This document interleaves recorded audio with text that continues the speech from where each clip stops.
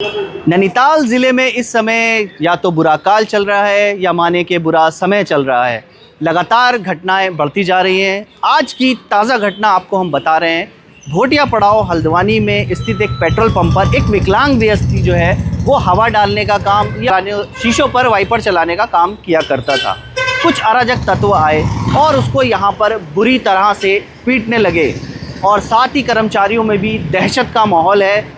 हम इस समय उसी पेट्रोल पंप पर मौजूद हैं और यहाँ पर भी अभी मात्र 2 से 3 कर्मचारी मौजूद हैं, बाकी के यहाँ से चले गए हैं। आज जो मामला हुआ है उसकी पूरी जानकारी आपको हम देंगे, बात करेंगे यहाँ के कर्मचारी से। जुड़े रहें हमारे साथ। क्या नाम है आपका? मोहम्मद इफ्तिखार।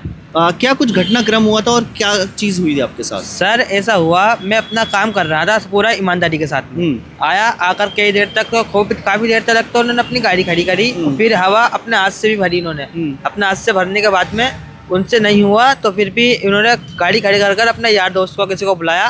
फिर उसके बाद में सर बुलाने के बाद उन्होंने गाली गुप्तारी आवाज़ देकर मुझे बुलाया। यहाँ मैं अपना काम कर रहा था सर, अपने गाड़ी के सीधे साफ कर रहा था मैं। फिर उसके बाद में वो आया, आके गाली गुप्तारी करी, मुझे मारा और मेरा हाथ है विकलांग और इस वजह से मैं कुछ कहा नहीं, गाली गुप्तारी करी। फिर आके मुंह पकड़कर मेरा मारा मोरी करी, मुझे पटकी हुई रही और मेरे गले में देखो सर ये चोट लगी है। पता नहीं कोई चीज़ धारी चीज़ मारी है, पता नहीं क्या मारा है, मैंने कुछ देखा नहीं। वो पटकी मुझे इतनी खतरनाक दी है कि मेरे कंधे में, मेरे पैर में दर्द हो रहा है अभी तक। और मैं दिव्यांग बच्चा वैसी हूँ, मैंने इंडिया से लोगों के लिए कार्रवाई सख्त कार्रवाई हुई। और मैं कुछ कहना नहीं चाहता हूँ इनके, बस इनको जल्द से जल्द ऐसे लोगों को परेशान करे, बस परेशान ना करे किसी दिव्यांग बच्चे को। ये लोग बस यही कहना चाहता हूँ मैं इनसे।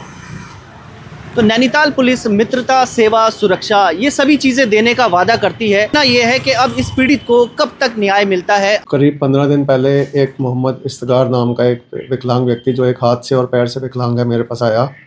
उसने जॉब के लिए मुझे कहा तो मैंने उसकी हालत पर देखते हुए मैंने उसको हवा डालने और वाइपर के लिए रखा है कि शायद इसमें फिट बैठेगा। तो कुछ समय के लिए इसको कुछ समय पहले ही ट्रायल पर रखा हुआ था। आज करीब 7:10 पे 2 लड़के स्कूटी में हवा डालने आए। उसने उनकी स्कूटी में हवा भी डाली। शायद एक टायर में कहीं वॉल्व में दिक्कत होगी तो उसमें हवा ढंग से भर नहीं पा रही थी, तो उसने कहा कि आपका वॉल्व बदलना पड़ेगा। तो वो उसको करने के बाद दूसरे ग्राहक को वाइपर मारने, शीशे के साफ़ करने के लिए चला गया।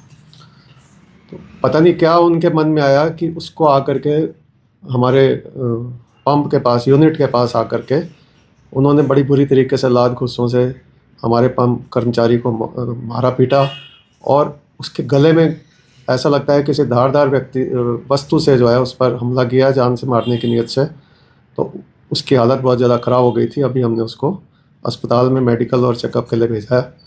तो मेरी पुलिस प्रशासन से डिमांड है कि इस तरीके की गुंडागर्दी जो है हल्द्वानी में नहीं होनी चाहिए। सभी पेट्रोल पंप कर्मचारियों में डर की भावना पैदा हो गई है और हमारे ही कुछ कर्मचारी यहाँ से उस डर को देखते हुए चले गए। अभी बाहर आपको सिर्फ 3 ही कर्मचारी दिख रहे हैं। तो ऐसा माहौल ना पैदा हो कि पंपों को शाम को हमें 5-6 बजे 7 बजे बाद बंद करना पड़ जाए, जबकि हम जनता की सुविधा को देखते हुए 24 घंटे पंप चला रहे हैं।